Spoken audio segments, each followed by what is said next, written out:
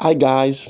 Good morning, good afternoon, and good evening to you. That depends on where you are watching me from right now. God bless you. You are welcome once again. God bless you for joining us every time we come your way to give you update of what is going on the social media. So thank you for joining us again. Yes, recently the issue of Mohbad has been so complicated and messy on the surface of social media recently.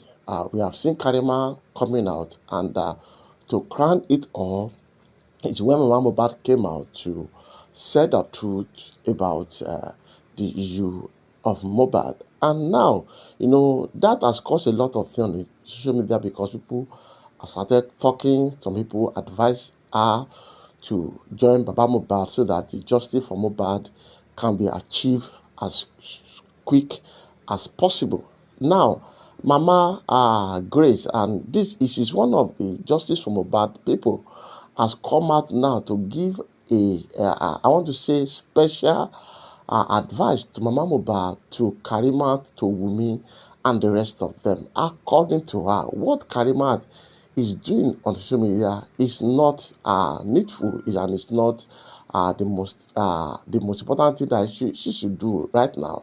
That if she has repented, supposed to know where to go. At least is supposed to know that the justice can only be achieved through the media team of Mama Mohbad. So this particular woman has said a lot in this chat. Even he spoke to Mama Mohbad also to do the needful right now about the issue on ground. So I want us to hear the details of this advice, though they are deep, and to me it's one of the best ideas, one of the best advice that I've seen on social media since the issue of Mohbad has started. So guys, I want us to go and see Mama Grace for us to know what exactly and what she meant by all these things. Ẹ̀mí ò gbọ́dọ̀ sáfẹ́ mi rárá, ẹ̀mí ò kì í sáfẹ́ mi. Wọ́n ní ìránṣẹ́ kan kì í dí kan lọ́wọ́. So tí ìdíwọ́ bá ti wà, wọ́n ní tí ohun ibi bá ti wà ní ìgbà táburú bá wà, òun ni ìgbà gan. Wàá rí i pé tó bá máa gbóòótọ́ ọ̀rọ̀ yẹn gan, Cynthia gan sọ wípé ikú tó yẹ kí Liam kú, òun ni Mohbad ti kú. Ṣé ó rọ Mohbad lọ́rùn láti kú ni? Tó o bá fẹ́ jà, tó o bá fẹ́ ṣe fitafita, má bá Cynthia jà o, má bá ìyá ẹ̀ jà o. Ṣé o gbọ́ báyìí? Má bá wọn jà o. Àwọn yẹn èṣùṣù ọwọ̀ lẹ máa ṣe.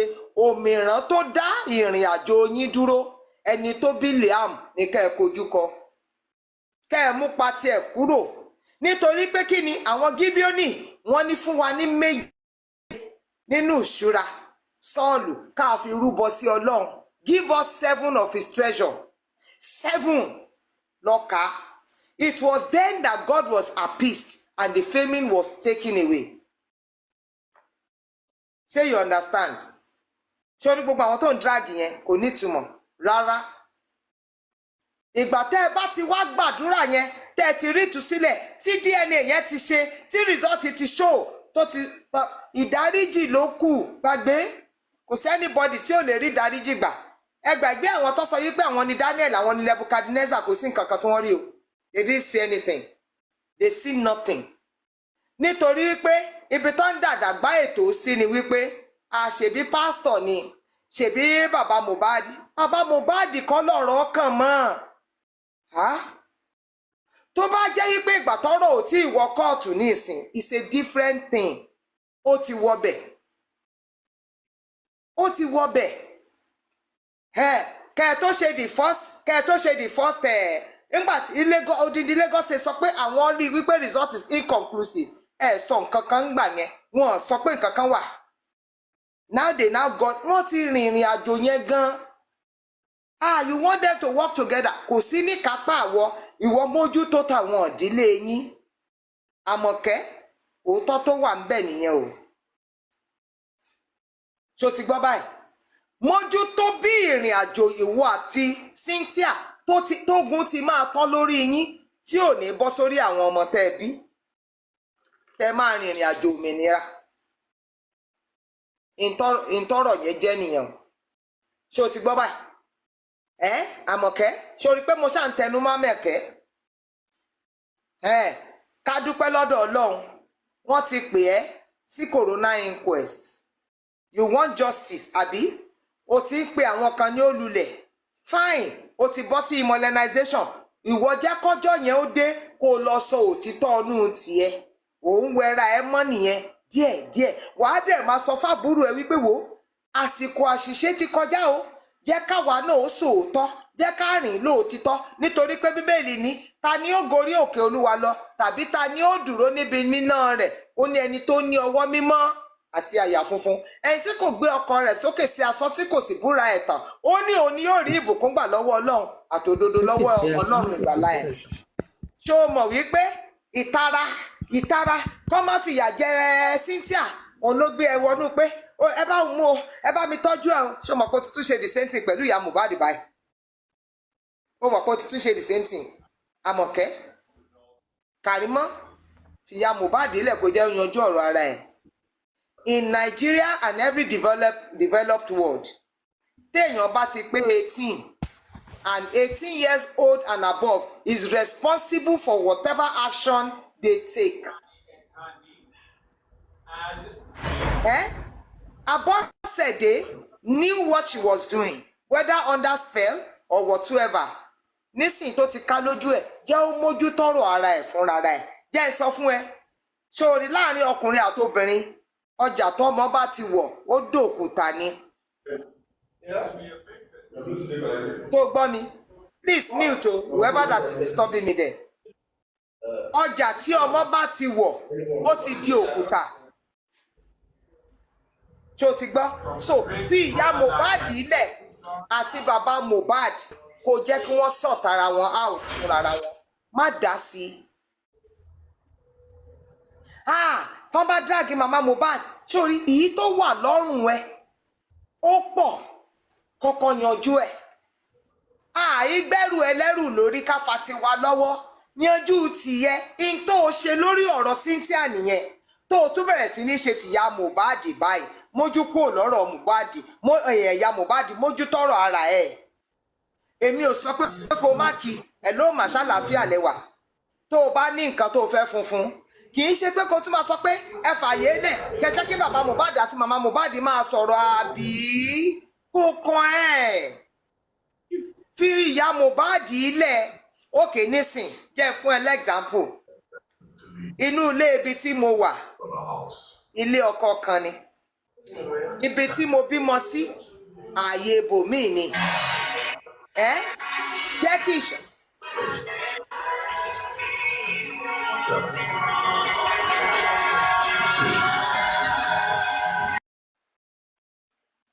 Now jẹ́ kí n ṣàlàyé fún ẹ dáadáa ibi tí ṣíṣe bá kàn níbi tí mo bímọ sí mò ń lọ bẹ̀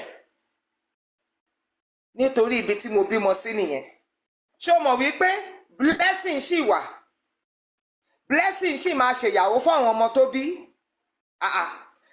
àdúrà ṣì wà àdúrà ṣì ń bọ̀ wá ṣèyàwó ìgbà tá a bá parí ìkíní Adébánjọ Ògúnbáyọ̀ yàtọ̀ sí Alọ́ba jẹ́ kí wọ́n lọ yanjú ọ̀rọ̀ wọn fúnra wọn ìwọ mójútó tiẹ̀ ní tí mo sọ tẹ́lẹ̀ náà nìyẹn the same thing náà sì ni confirmation yẹn ńgbà tí mo ní Olúwa kí ni kí n sọ let ìyá Mohbad sort herself out bí iná bá jó níjọ́mọ ẹni tara ẹni là kọ́ mú kú o má bá Cynthia jà mọ́ kọ́rọ̀ yín ó lè tètè yanjú ṣó gbọ́ mi báyìí má bá jà rárá kí ogun kó lè tán ta ni bàbá tó bí Liam lọ sọ fún pé kó lọ ṣe DNA tó o bá ti fẹnu ara ẹ sọ á gbọ́ aláṣẹ ni ẹ Ọlọ́run fi àṣẹ inú ilé yẹn sí ẹ lẹ́nu alábàjọ tí nǹkan kan ò ṣe ẹ o ṣé o ti gbọ́ máa lọ sọ fún wípé sẹ́ kó lọ ṣe DNA àìgé ní lórí rárá kò possible iná fẹ́ pa fún wọn lè pa yes ẹni tí àṣìṣe tara ẹ̀ gbà wálé òun ni wọ́n máa fi ẹgba nà ìyẹn ni Gòláyátì torí ẹ gbọ́dọ̀ kúrò lọ́rùn ẹ̀ jẹ́ ń sọ fún ẹ Ọlọ́run fẹ́ lo ọwọ́ yín láti kojú àwọn ẹni asán lórílẹ̀‐èdè Nàìjíríà. Má dá Ọlọ́run lọ́wọ́ kọ́, má di Ọlọ́run lọ́nà. Ṣé o ti gbọ́ báyìí? Má di Ọlọ́run lọ́nà rárá. Mo ń bẹ̀ ẹ́ ni Kàrímọ́, nítorí pé wọ́n sọ wípé o pè mí ní o. O ní mo ní sọ fún ẹ. So kò jẹ́ bóyá jẹ́, lọ sọ fún Cynthia má bàjà mọ́, mò ń tẹnu mọ́, lọ mú Cynthia, lọ mú mọ́ra. Ọmọ ọyàn kan náà lẹ́jọ́ mu, ọyàn kan náà tẹ wájọ mu yẹn lẹ máa jọ fi ṣẹ́gun ẹni tó da ìrìn àjò yín rú. Ṣé o ti gbọ́? Ọyàn kan náà tẹjọ mu yẹn òun lẹ máa fi kojú ẹni tó fẹ́ rún ìníyín. Àyè sì wà, nítorí pé Cynthia sì kéré, ó sì máa rìn ìrìn àjò ayọ̀ tó jẹ́ pé Ọlọ́run máa ṣàánú fún un. Tẹ́ ẹ bá jọ yanjú ẹ̀ báyìí, tẹ́ ẹ bá jọ yanjú ogun yẹn báyìí, ìjà tó ń jà yẹn bọ́ kúrò lórí ẹ̀ o. Àwọn tó ń drag bọ́ kúrò lórí wọn o. Ọ̀rọ̀ ya Mohbad tó gbèrú bọ́ kúrò lórí ẹ̀. Lọ wú igi tí gbòǹgbò. Àmọ̀kẹ́, ṣé o gbọ́n tí mo sọ? Ṣé o gbọ́n tí mo sọ? Lọ ṣe kí ni? O gbọ́n tí mo sọ báyìí? Lọ fa Cynthia mọ́ra. Ọ̀rọ̀ yẹn ó lè jẹ́ bí rádaràda, bọ̀tò títọ́ ni. Tòótọ́, ìwọ náà mọ̀ pé èmi kọ́ alábàjọ tó fi ń sọ wípé ẹ jẹ́ kí mọ́mì wá, kí risk grace jàre, ò fẹ́ kán jọ kán fi èdénú. Àbògbọ́, má dá wọn yẹn lóhùn o. Wọ́n ti mọ̀ wípé ṣebó ò nìyí nísìn. Àbí bóyá, I don't know, somebody should confirm to me. Is MFM still on the side of anti-justice? Mercy found me. Is she still on the side of anti-justice? Bọ́n ṣe máa yọ lẹ́yọ kọ̀ọ̀kan nìyẹn o. Bọ́n ṣe máa yọ lẹ́yọ kọ̀ọ̀kan nìyẹn nígbà tí wọ́n bá ti tì yín débi tí abẹ́ẹ̀gbọ́. Bọ́n ṣe máa tì yín nìyẹn. So that is the summary of it all. That is what I have come to tell you. Now, mo wá padà sọ́dọ̀ Abọ́sẹ̀dé. Bí mo ṣe bẹ̀rẹ̀ pẹ̀lú Àmọ̀kẹ́, òun náà ni mo máa bẹ̀rẹ̀ pẹ̀lú yín. Ṣé mo lo yín ṣáná? Àbúrò ni mo gbà ẹ́. Èmi àtọkọ ẹlẹgbẹ́, so definitely àbúrò ni mo gbà ẹ́. Mi ì dẹ̀ kí n pa àwọn àbúrò mi níyín, orúkọ ni gbogbo wọn. Wọ́n já sòótọ́ ọ̀rọ̀ fúnra wa. Sórí, máa sọ̀rọ̀ jìnnà o, máa sọ̀rọ̀ jù o, má dẹ̀ lọ japoró jù tó bá jẹ́ pé lótìtọ́ ló ti yí padà. Ìṣẹ́jú mélòó ó mọ bó ṣe máa rìn, ó mọ̀ kọ́rọ̀ ó tó débi tó dé rárá. Ṣó o rántí wípé n tó sọ ni wípé o fẹ́ bá ẹ ṣẹ̀ṣẹ̀ bẹ̀rẹ̀ corona inquest yẹn ni mo fẹ́ rán ẹ létí. Ẹ ṣẹ̀ṣẹ̀ bẹ̀rẹ̀ corona inquest, o wá sọ pé o fẹ́ bá bàbá Mohbad sọ̀rọ̀. Ó ní kó lọ rí àwọn agbẹjọ́rò òun. Ṣó mọ̀ pé ìgbésẹ̀ àǹfààní àwọn agbẹjọ́rò.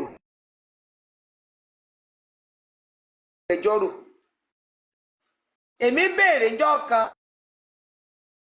kó tọpasẹ̀ mi wá yẹ àjọ wà Nàìjíríà. Kì í ṣe pé mò ń mú nǹkan kan bọ̀. Gẹ́gẹ́ bí Peter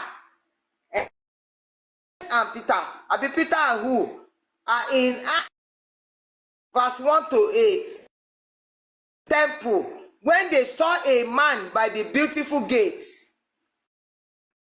Peter said, silver and gold we do not have, but in the name of Jesus Christ of Nazareth, rise up and walk. Sórí wíwá tèmi fẹ́ wá bá ẹ, èmi fẹ́ wá sọ fún ẹ wípé o gbọ́dọ̀ pàdánù gbogbo ọ̀nà, wípé kò yẹ o pàdánù gbogbo ọ̀nà. Èyí tí mo fẹ́ wá bá ẹ fún nìyẹn. Wípé one, Mohbad ti bọ́ sọnù mọ́ ẹ lọ́wọ́. Ṣé Joseph Alọ́ba ṣé ẹ tún padà lè máa bára yín lájọṣepọ̀ sá? Kò likely. But torí pé ọmọ wà láàrin yín, ẹ sì ríra yín, ẹ sì máa kíra yín, fine. Ìyẹn ò ṣe rule out. So kì í ṣe wípé o lè jókòó gẹ́gẹ́ bí aláṣẹ inú ilé Alọ́ba mọ́. Torobìnrin méjì míì ló ti wá lẹ́yìn tiẹ̀. But wàá lè rìn lálàáfíà, ìyẹn lọ́dọ̀ bàbá Mohbad o. Bóyá ìjọ tàdúrà bá fẹ́ ṣe nǹkan, àbí sí blessing bá fẹ́ tó bá fẹ́ sin ọmọ lọ́kọ, tọ́lọ́run bá dóòlà ẹ̀mí tẹ̀yìn tàbí á dẹ̀ dóòlà ẹ̀ lórúkọ Jésù, tẹ́ẹ̀jọ jókòó bíi grandpa grandma. Ṣé you understand? So èmi fẹ́ wá sọ fún ẹ wípé ibi tó dẹ̀ bí ọmọ mẹ́ta tó kù sí, tọkùnrin yẹn àfi tó bá jẹ́ pé elébi ló máa fi tayọ̀tayọ̀ gbà ẹ́ mọ́. Wípé so in tó máa fẹ́ kù nírìn àjò ẹni pé o máa dá wà. In tí ò wá ní jẹ́ kí dídá wà ẹ kó nira, nítorí pé àdúrà ó lè kórìíra ẹ o. Kí nìdí? Ó mọ ohun tó ṣe ẹ̀gbọ́n ẹ̀, ìwọ ló jẹ́ kó sọ̀rọ̀. Then àwọn ìlérí tí wọ́n ṣe fún, àbó ògbọ́ mi, àwọn ìlérí kò sí mímúṣẹ mọ́. Inú á wá máa bí, inú á máa bí sí ẹ wípé in tóun fẹ́ ṣe ò jẹ́ kóun ṣe, in tó ṣèlérí fún ọwọ́ òun ò tó, òun wá wà lókoronto, ó di dandan á fẹ́ máa bá ẹ jà. Èyí tí gbogbo àwọn ìnilára yẹn ò fi ní pọ̀ fún ẹ, wípé o nílò Jésù Kristi tó máa ṣe kíni, tó máa ṣe àfihàn ẹ̀mí mímọ́ fún ẹ. Nítorí pé kíni, nínú ìwé Jòhánù orí 14 ẹsẹ̀ 26, John 14:26, he said, and I will send the comforter to you. Ẹ̀mí mímọ́ ló máa wá nílò. Ìyẹn lèmi fẹ́ wá bá ẹ sọ.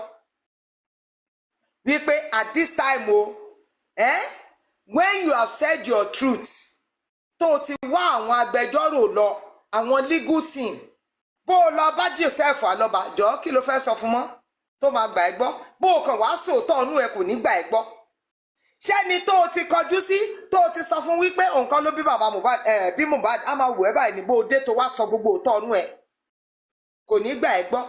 Bọ̀ tó bá lọ sọ́dọ̀ àwọn amòye táwọn fojú wò wípé in tó sọ yìí àwọn lè rí múlò ń bẹ̀, àwọn ló máa bá ẹ pé bàbá Mohbad wípé ẹ máa fi èdè nú o, ọmọbìnrin náà ló gbé wa débi tá à ń lọ o, ẹ lọ parí ìjà o. Àwọn legal team ló máa ṣe yẹn. So ẹ má gé igi látòkè, ẹ lọ wu ní gbòǹgbò tí gbòǹgbò. Má dẹ̀ wá sórí social media máa pariwo mọ́, you are stressing yourself. Òun nira ẹ lára ní Abọ́sẹ̀dé. Ṣé kí n wóríkì fún wọn náà? Kí ni kí ẹ bá mi wóríkì fún Abọ́sẹ̀dé? Kí ni ẹ má pè lálámàlà, mi láìkì o. Àmàlà ò kì í ṣe oríkì o. Ẹ má pè lálámàlà, oríkì ni mo ní kẹ bá ń wá fún. Àmọ̀ pé ní kinní náà, àmọ̀ pé ní àpèkẹ́ báwo, àpèkẹ́ báwo, àpèkẹ́ wà ń bíbà yìí o, àpèkẹ́ wà nù tíìmù o. Àjíkẹ́ Àjíkẹ́ dá, ẹ ṣe Àjíkẹ́ dá. Abọ́sẹ̀dé Àjíkẹ́ ta ni àjídó báwo ojú ọlá pé àbítàlélẹ̀ kí lẹ pé Àjíkẹ́ dá àjídó báwo, ẹ lọ ṣọ́ra yín o, ẹ lọ ṣọ́ra yín o. Àjíkẹ́ so Àjíkẹ́ dá. Ẹjẹ́ àfàbẹ̀ nílẹ̀, Àjíkẹ́ ti dá, a lè pè lápá àpèkẹ́. Àwọn ẹ má bínú, ẹ jẹ́ kí n wojú àwọn èèyàn tó wà níbí náà. Ok. Ẹ jẹ́ kọ́kọ́ gbá àwọn àlejò wọlé náà, àwọn tó máa wọlé tó máa sá lọ. Ẹ jẹ́ ń gbọ́mọ̀ mi àti first lady ẹ̀ wọlé. Let me bring my son and his first lady. Ẹ jẹ́ máa kó wọn bọ̀ lókè. And then ọmọ mi àti first lady before you know it, ọmọ yín ó ti lọ mu. You are ready up o. ẹ jẹun mò ń bọ̀ níbo ló wá sá sí. Okay now Barisita ìwọ náà tuntun bọ́lẹ̀ ni. Okay now I know where is each talk I saw him now and ó ní mo ṣe sọ pé kó jẹ́ kí n gbé ọmọ mi àti first lady ẹ̀ gòkè now ẹ má bínú mo ní sáré sọ̀rọ̀ yẹn tán ni each talk come back wherever you may be. Now let me tell you see Abọ́sẹ̀dé Àjíkẹ́ ṣé Àjíkẹ́ náà ní ká lò okay now.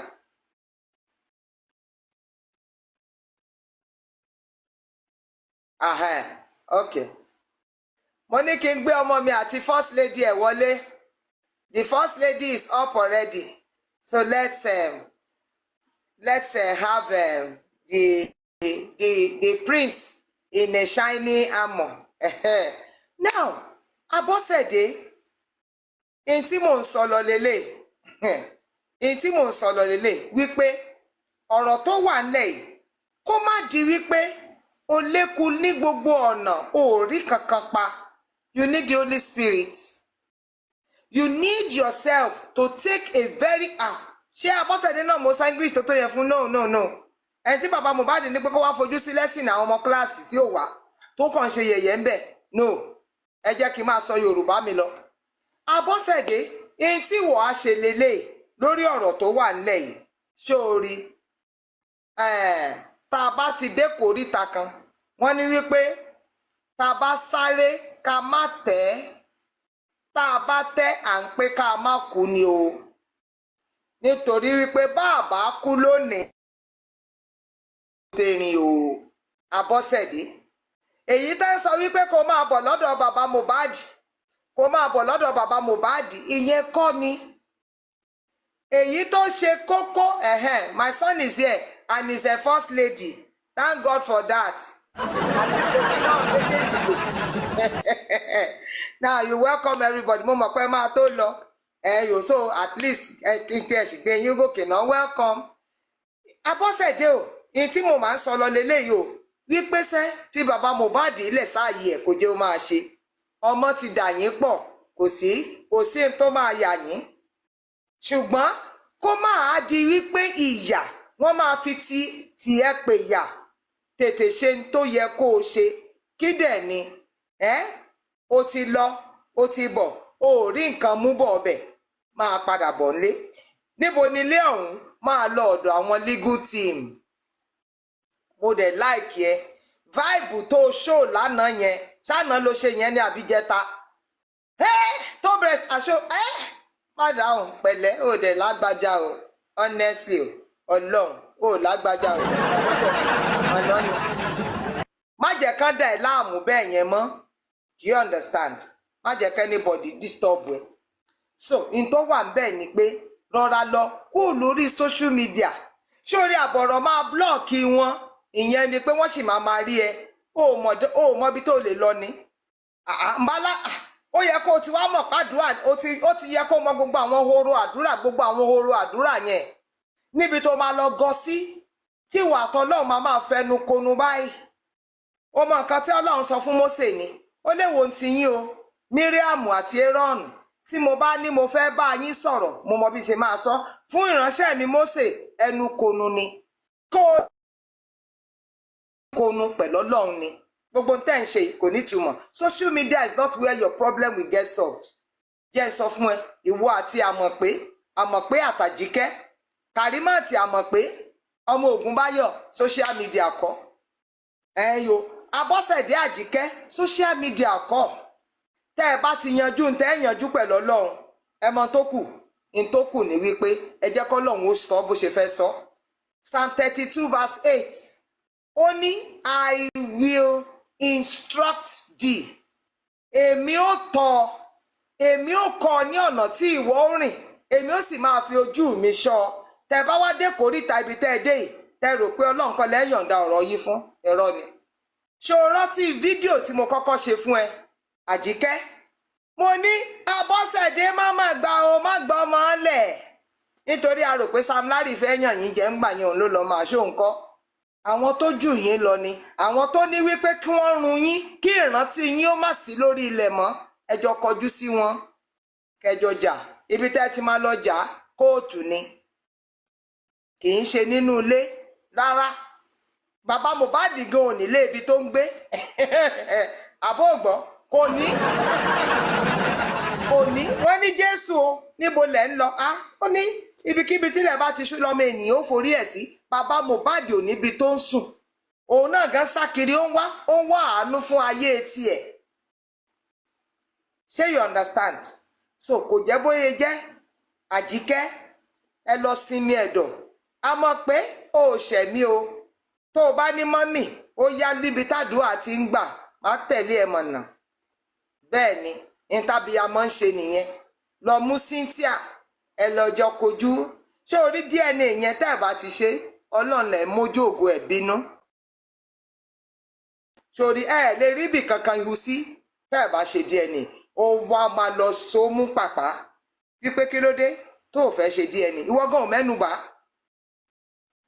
bẹ́ẹ̀ ni ó mẹ́nu lọ́bẹ̀ rárá òkè Àmọ̀kẹ́ ni kó máa jẹ́ kí n ṣàmọ̀ pé Àmọ̀pé la pè tẹ́lẹ̀ Àjíkẹ́ la pè Abọ́sẹ̀dé ó sọ láti gbà gbogbo tó ti ń bínú tó ti ń ṣebí sọ fún pé kó lọ ihun tí bàbá Mohbad ní kó ṣe yẹn jẹ́ ó kọ́kọ́ ṣe kẹ́yìn wá jọ mójútó ọ̀rọ̀ ìdílé yín pé sẹ́ Gòláyátì tó dá ìrìn àjò Cynthia dúró ò ní jẹ́ kó run àwọn ọmọ ológo tó ń bọ̀ lẹ́yìn yín nítorí wípé ẹ ti fi dá ìrìn àjò ògo dúró inú Ọlọ́run dẹ̀ bàjẹ́ inú ń bí o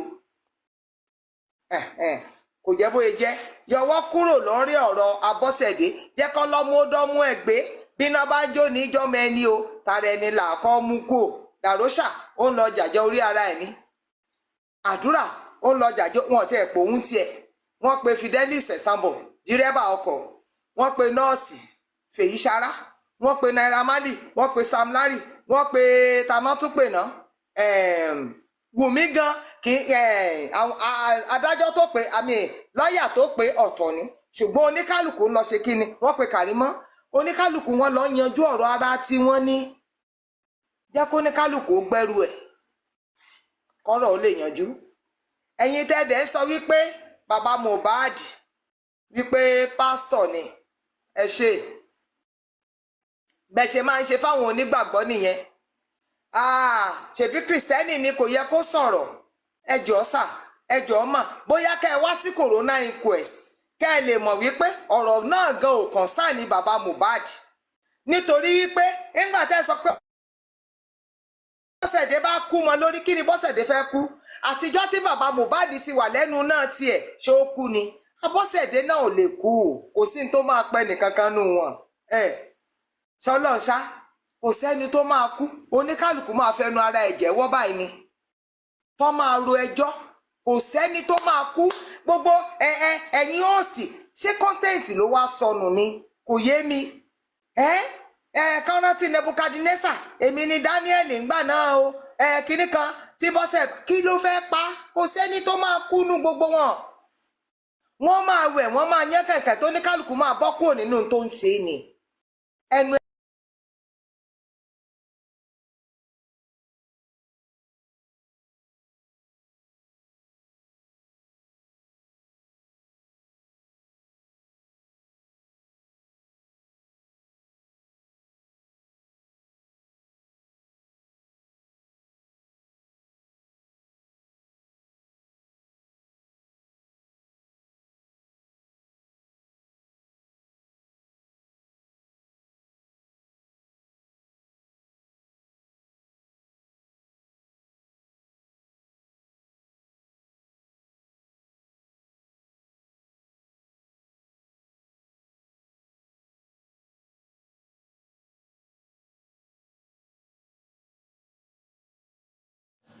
Yeah, welcome guys, and we have heard that from Mami Grace about all that she need to say to Wumi, Karima, and Mama Mohbad. So that's that.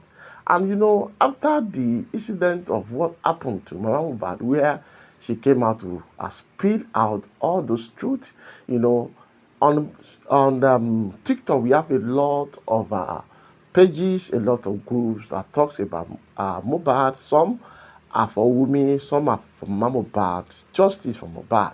You know, now when Mama Mohbad said all those things that she said in that particular video that we saw, you know, a lot of things happen on a particular platform, and they were saying a lot.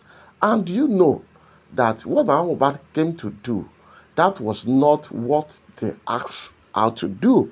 So you're going to see all this now. And now, is it that Mama Mohbad voluntarily betrayed them?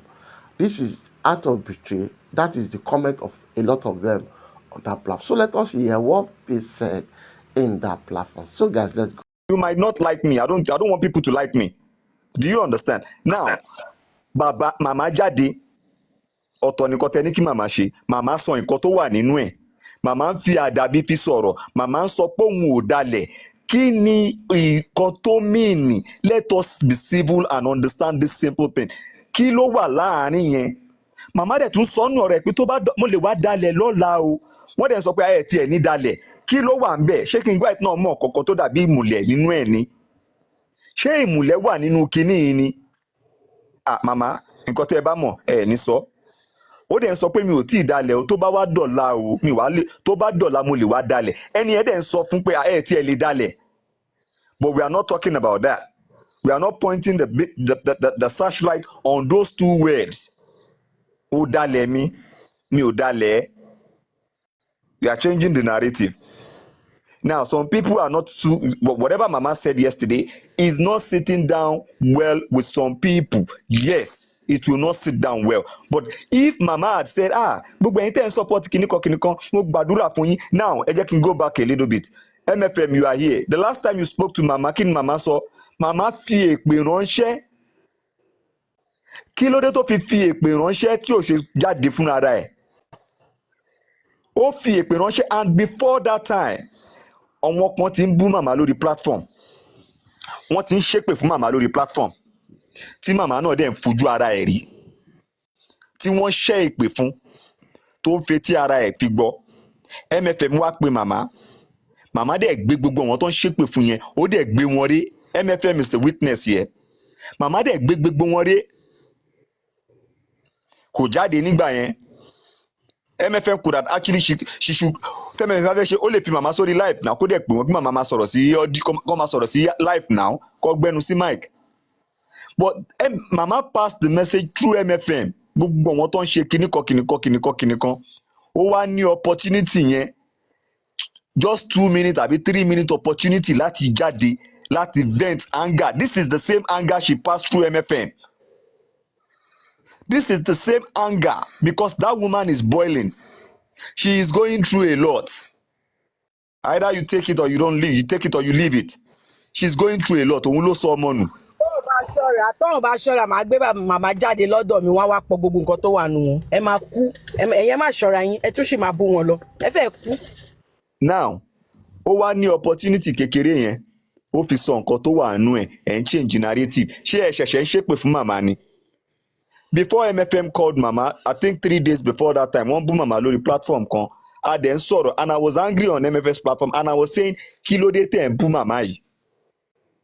Kí ló dé tẹ̀ ń bú Màmá yìí? Ṣé Màmá yìí ti bọ́ta publicly ló ti accuse èèyàn kan pé ẹni báyìí ló ṣe nǹkan báyìí ni? Ṣáà ti gbọ́ níbi kan pé Màmá sọ pé kìnìkan ni? But these people were bashing her, ọmọ ọmọ ẹ̀, àbúrò ẹ̀, family ẹ̀, ọ̀rẹ́ ẹ̀, wọ́n ń gbọ́ gbogbo ẹ̀ náà. Kò ti torí ẹ̀ jáde. Bàtà MFM wà able to reach ẹ̀, ó gbé gbogbo wọn rí. Did the bully stop? Did the cursing stop? The cursing did not stop. They still continue. And we have to understand that people have a boiling point. Téèyàn bá ti dé boiling point ẹ̀, ó máa explode. That is what caused Mama outburst yesterday. Ihun tó pé Màmá fún kọ́ ni Màmá wá ṣe. Mama was planned to come and debunk and say, bẹ́ẹ̀ kọ́ lọ̀rọ̀ ṣe rí o, bẹ́ẹ̀ kọ́ lọ̀rọ̀ ṣe rí. But at this point, that woman is tired. Mama ò ráyè àti máa sọ pé kí Akẹ́ máa play audio kan fún ọkọ Mama dé. She is tired. That is just the truth. Ó ti sùn. o lè sọ fún mi sì gé máa bọ́ta kí n máa sọ pé ó yá ẹ̀yin kinní kan ṣé mo dúpẹ́. ẹ jẹ́ kí n sọ kọ́kọ́ fún yín ìjọ kan tèmi pé màmá ó rò pé ó máa patronize màmá wọn gé èpè fún ó ń bẹ̀ lẹ́sẹ̀kẹsẹ̀ ni màmá náà ò tutù tó yẹn wọ́n máa sọ pé màmá nǹkan báyìí ní kẹsẹ̀ nǹkan báyìí ní kẹsẹ̀ àná màmá yẹn yarí mọ́ wọn lọ́wọ́ wọn expected. So the woman is tired. She is tired of nǹkan tẹ́ bá sọ. Okay, now ẹ jẹ́ kí hint yín ní nǹkan kan. This is what happened on. There was this time that don't let me talk about it. But the thing is this. Mama àwọn kan ti fẹ́ máa control mama ní nǹkan tí mama sọ. Ó dẹ̀ ti sún mama. Nǹkan tẹ́mi rí lèmi sọ yìí o. Ẹ lè máa fọ̀rọ̀ sẹ́nu ẹ̀ mọ́. Ẹ lè fi ọ̀rọ̀ sẹ́nu ẹ̀ mọ́. Ìyá Mohbad ọ̀n lè fi ọ̀rọ̀ sẹ́nu yín mọ́. Ohun tẹ́ ẹ bá fẹ́ sọ kẹ́ sọ. Ohun tẹ́ ẹ bá mọ̀ kẹ́ mọ̀. Tẹ́ ẹ bá fẹ́ dalẹ̀ kẹ́ dalẹ̀. Tẹ́ ẹ bá fẹ́ dalẹ̀ kẹ́ dalẹ̀. Ká ní ilẹ̀ tẹ́ bá máa dà yẹn ló máa fún wa ní justice. Ẹ tètè dalẹ̀ yẹn báyìí. Ká ní ilẹ̀ tẹ́ sọ pé tó lè dọ̀la mo lè wá dalẹ̀ o. Ó bá dọ̀la mo lè wá dalẹ̀ o. Tọ́lẹ̀ sọ pé ẹ ti ẹ̀ lè dalẹ̀. Ká ní ilẹ̀ yẹn lẹ́ máa dà. Tó máa jẹ́ kí gbogbo ọ̀wù yìí kó stop ẹ dalẹ̀. I am putting it to you. Ẹ dalẹ̀. Yorùbá máa sọ pé ọ̀dàlẹ̀ balẹ̀ kú. Àbí bẹ́ẹ̀ kọ́ lóye máa sọ. Ẹ dalẹ̀. Ìyá ọmọ lẹ̀ ń jẹ náà. Ẹ jọ ẹni tó bá ní nọ́mbà Bukky Jesse lọ́wọ́ ẹ send ẹ̀ sí DM mi. Ẹ̀yin máa ná access sí màmá. Bukky Jesse náà máa ná access sí màmá. Màmá máa wà ń bí tú ẹ̀yin méjèèjì. Ẹ fẹ́ kú lọ́wọ́ mi. None of us, even Karimo tó ń sọ̀rọ̀. Karimo bọ́ta kó sọ pé àbúrò òun ló pa Mohbad. Ṣọ́rọ̀ mi ò yé yín. Kò sẹ́ni tó fọwọ́ sọ̀yà pé màmá gan ò sọ pé èèyàn kan báyìí ló pa ẹni báyìí. But we want to vindicate some people with our talk, with our emotions. I said it yesterday. If I have the opportunity, I will apologize to Joseph Aloba. My own opinion, my own wish. Ṣé wọn okay now nígbà tí àwọn narrative gbogbo nǹkan tẹ́ sọ nípa Joseph Aloba ṣé gbogbo ẹ̀ lóòótọ́ náà ni gbogbo narrative tèmi yìí believe nínú Joseph Aloba tọ́tọ́ pé ó ṣe ṣé gbogbo ẹ̀ ṣóòótọ́ ni. Let's call a spade. Some of you, I know you cannot come out. Some of you know the truth, but you cannot speak. Ṣé gbogbo nǹkan tẹ́ pé Joseph ṣe lóòótọ́ ló ṣe ni. Okay, tẹ́ bá ní Wùnmí ṣe gbogbo nǹkan ṣé lóòótọ́ ló ṣe ni. Ẹni màmá ṣe nǹkan ṣé lóòótọ́ ni màmá ṣe ni. But at this point we are tired, we just want to know the truth. Tó bá yẹ pé kí èèyàn kan máa dalẹ̀ èèyàn kan ni la máa fi róòótọ́ kí anybody dalẹ̀ ká dalẹ̀ kò ju bẹ́ẹ̀ lọ. Let everybody dalẹ̀ everybody and just get justice and just go home. Make everywhere scatter. Heaven is real ẹjọ́. Heaven is real ẹjọ́. Mo fẹ́ sọ nǹkan kan fún Mommy J, please. Ẹ má máa appease sí wọn pé kí wọ́n ṣọ́ra wọn. Ẹjọ́. It's like you are cautioning them. Please don't appease. Don't tell them. Ẹ jẹ́ kí wọ́n tẹ́. I'm used to that word. They have been cursing Mama for the past 24 hours látàná just because that woman came out to talk. So kó má ṣọ́ ara wọn kó continue. Take the next left onto Federal. Ajá tó bá máa sọnù kò ní gbọ́ fèrè ọlọ́dẹ. And like Sammy Jojo said, everybody dalẹ̀, everybody balẹ̀ lọ. Bukky Jesse náà máa reach out sí màmá 247 ẹjọ́ máa ná access sí màmá ni. Nǹkan tá máa ṣe nìyẹn. Hello sir, mami JJ àbí má worry má get number Bukky Jesse má send ẹ̀ sí yín. Sam Jojo náà á dáa fún yín sà pé ẹ sọ òótọ́ ọ̀rọ̀. Ṣé rí màá àbàtì yẹn olórí burúkú ni kì í ṣe obìnrin ló bí. Mi ìbá ń bí ìgbà tó wà tí mami.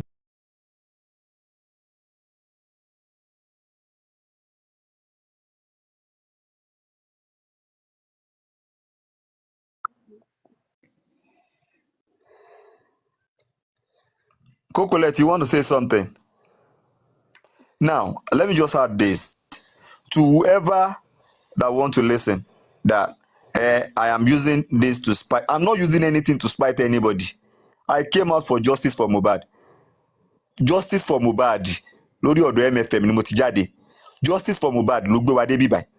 tó bá dẹ̀ pa máa dalẹ̀ ara wa mò ń sọ pé pa máa dalẹ̀ ara wa láti rí justice yìí ẹ jẹ́ ká bẹ̀rẹ̀ sí ní dalẹ̀ ara wa ohun tó gbé gbogbo wa papọ̀ nìyẹn ká ní mo máa dalẹ̀ lénìí láti rí justice for Mohbad I am ready to dalẹ̀ anybody màá dalẹ̀ ó jẹ́ ìyá mi náà ni màá dalẹ̀ ẹ̀ just to get justice. I am not here to support anybody or to support people blindly. We all want justice. Justice ló kó gbogbo wa jọ. Ẹ lè rí mi títì kẹ́ dá mi dúró. Ẹ lè rí mi títì kẹ́ fẹ́ gbaná mi.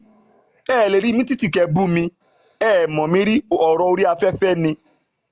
So maybe some people are now saying Sammy Jojo ó ń ṣe kíníkan ó fi ń spite kíníkan. I am not for that. I am for justice. Whichever with justice ẹ fẹ́ gbà wà lè mi wà fún sí. Tó bá yẹ pé a máa dalẹ̀ ara wa ní ká dalẹ̀ ara wa kí justice jáde. Ẹ dábàá pé ẹ lè sòótọ́ ọ̀rọ̀ ẹ má sòótọ́ ọ̀rọ̀. This is not the time for we to start pampering. For 11 months we have been doing this shit back and forth. Where are we? Mo ti gbé wa dé. Data sleeplessness, data analysis on top way. We analyze. Now the analysis is not analyzing again. Nothing is working. And that is the truth. Nothing is working. At this point, everybody dale. Let anybody dale anybody. At this point in time, let anybody dale anybody. I dale you, you dale me. We get justice. Simple as that. It's just a matter of dale. You go low, I go lower. You dance, I dance. Ẹni tó lọ́mọ gan ti jáde, ó ti lóhun ti ready. So, kí ni problem about yẹn náà? Ẹni tó lọ́mọ ti jáde, ó ti ní tóun bá fẹ́ dalẹ̀ òun pé òun ò mọ̀ tóun bá máa dalẹ̀ ń sìn yín o. But yẹn ò ní kóun má dalẹ̀ lọ́la o pẹ̀lú gbogbo nǹkan tó ń ṣe yìí òun lè lọ bá Josie. Because I don't understand. I don't know why Abati is doing all this. Èmi máa jẹ́ kó yá màá jẹ́ kí iṣẹ́ yẹn yá fún wọn. Èmi bá DM booking sí mò ń drive lọ́wọ́ màá DM booking ẹ wá jọ násẹ̀sì sí màmá orí yẹn wá tẹ̀lé ẹgbẹ́ àgbẹ̀ tí ń yàwó. Wọ́n tún dilé ni wọ́n tún pariwo wọ́n tún ṣépè fún yá yẹn.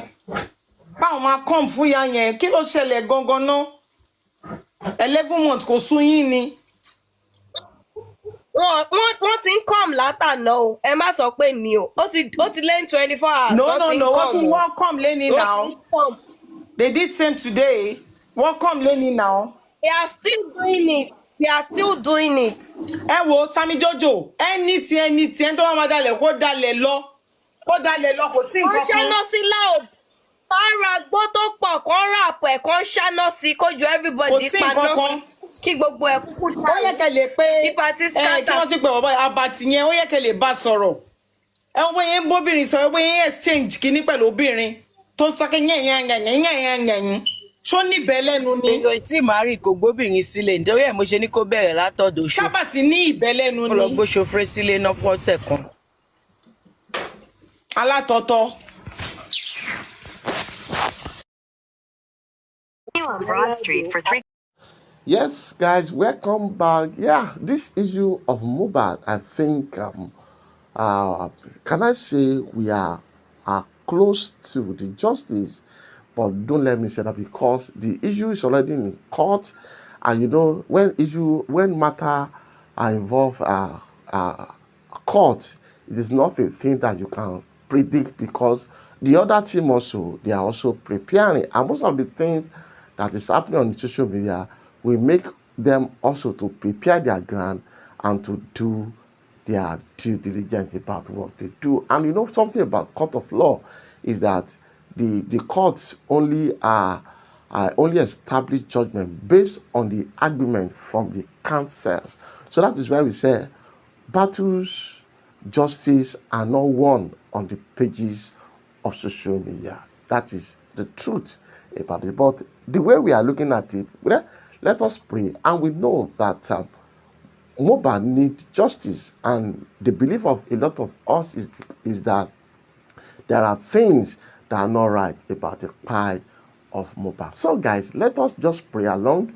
And let us also pray that justice will be given to Mohbad. Because we know that if Mohbad gets justice, and this will be a kind of warning to a lot of power that be in our nation to be cautious of what they do to humanity. So guys, that is the update for now, and I believe I will be coming to give you more of what is happening on the pages of social media, either about this matter or other issues that will be coming up.